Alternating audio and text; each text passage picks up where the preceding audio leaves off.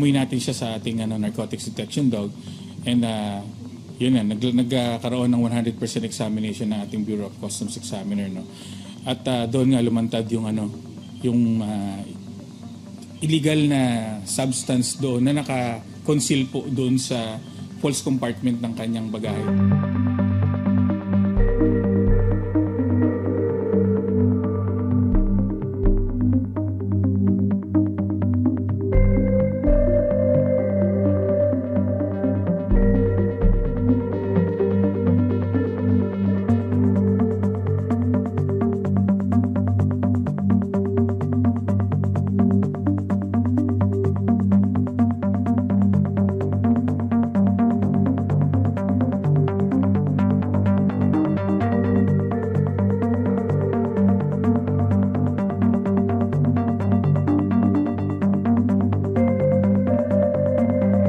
From Malaysia, he went to Madagascar to just tour, no, to visit yung mga beaches doon.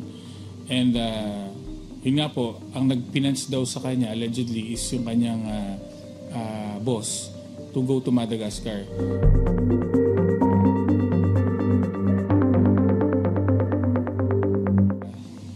Apparently, may kaibigan daw siya na nagpadala daw nung bagahe sa kanya papunta rito sa Pilipinas. Because I don't know this, don't mind.